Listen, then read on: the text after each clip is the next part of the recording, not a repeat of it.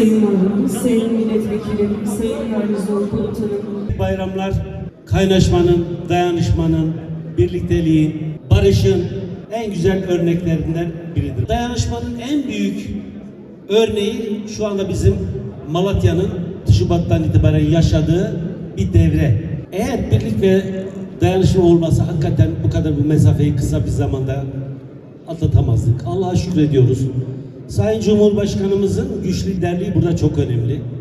Bakanlarımızın, Sayın Valimizle birlikteki şehirdeki uyumumuz, vekillerimizle, siyasetimizle, belediye başkanlarımızla.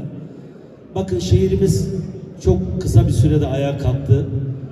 Sadece şehri ayağa kaldırmıyoruz. Biz geleceğin Malatya'nısını inşa ediyoruz. Bu dayanışma ruhuyla hareket ettiğimiz için bu kadar hız mesafe kat ettik. Bayramın Malatya'mıza, ülkemize, gönül coğrafyamıza, dünyaya hayırlar getirmesini diliyorum. Kurban Bayramı'nın manevi iklimi şehrimizi, ülkemizi ve tüm İslam alemini kuşatıyor.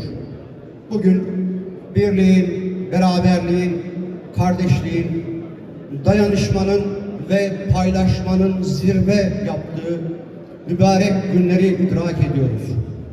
Milletvekillerimiz, Büyükşehir Belediye Başkanımız, vali yardımcılarımız, teknik elemanlarımız, memurlarımız, kamu görevlilerimiz, muhtarlarımız, her biri insanüstü bir gayretle destansı bir başarıyı ortaya koymuştur.